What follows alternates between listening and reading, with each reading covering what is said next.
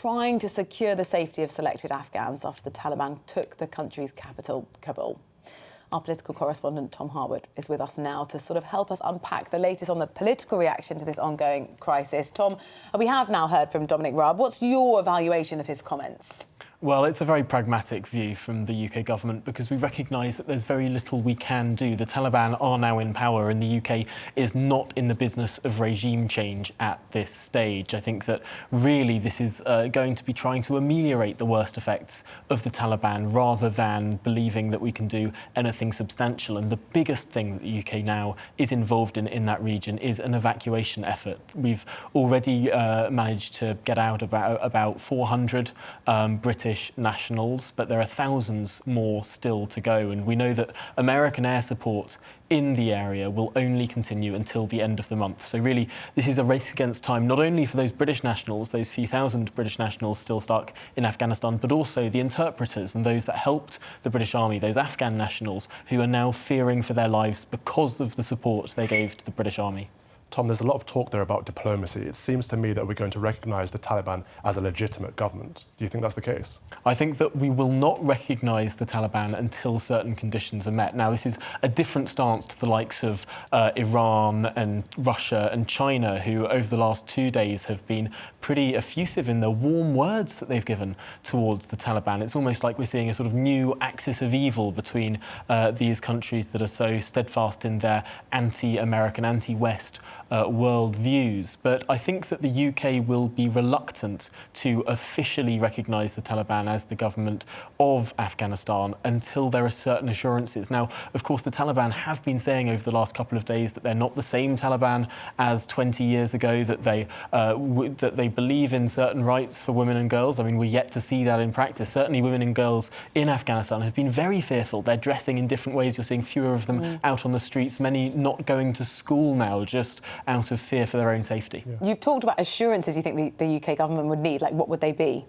Well, one of the things that the Afghan government, or the Taliban posing as the Afghan government, have been saying today is that they're offering an amnesty for the workers within the Afghan government to ensure a level of continuity between the regimes. Now, I believe the UK government would want to see that go on, and some assurances that that is not just a temporary state of affairs until the Taliban are up and running things properly. I believe there will be a number of big asks the UK government wants to see. We know that the Liberal Democrats in the UK are calling for a safe passage to be established, a land passage out of the country, so that we don't see those scenes of chaos in the airport that we've been seeing over the last couple of days. Now, it's a big problem around this airport because the Taliban completely circle it. The US government has issued a stay-at-home order for US nationals in the country, and now how they're going to be able to get people who've been told by the US government to stay at home through to the airport that is now encircled by Taliban forces is a huge logistical challenge, on top of the logistical challenge of getting people out of the airport who are already in the airport. Yes. I mean, this is an extraordinary challenge that many Western governments are now facing. Mentioning the US, how are the UK government viewing Biden's statement yesterday that he doesn't regret the action?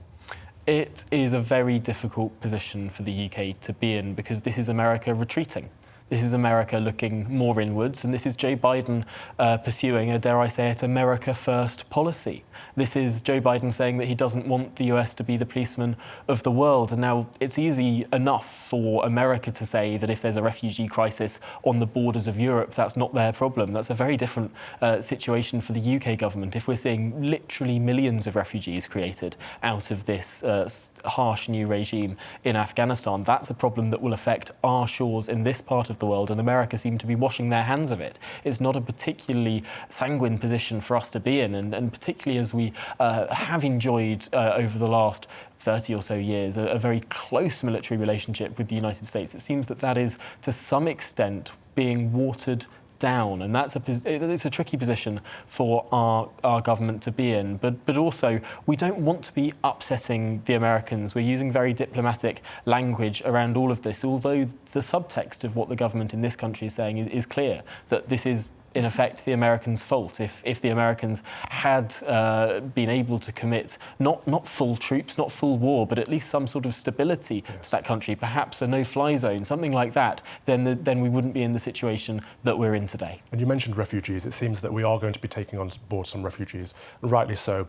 But how will we filter that? How will we know that they aren't Taliban or ISIS infiltrating these refugees? And will we put forward a women and children first policy?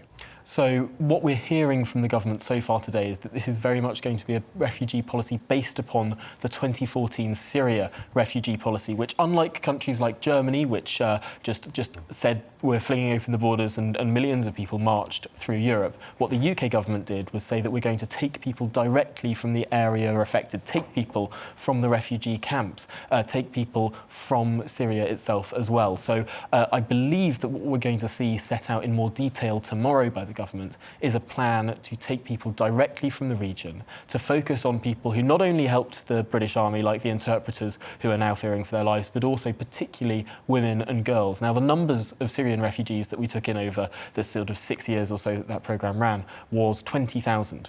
20,000 is also the number that Canada has committed to take of Afghan refugees. I believe that we'll probably be seeing something around that region from the government, probably being set out tomorrow in that, as the Commons is of course recalled, and there's going to be a 5 or so hour debate tomorrow. We'll probably see more detail then, but the likelihood is this is going to very much mirror the Syrian refugee scheme, and the hope is that the UK government won't be the only country around the world to do this, because we can't absorb others will do all something of similar. Exactly. Tom, thank you very much, our political correspondent in the studio with us.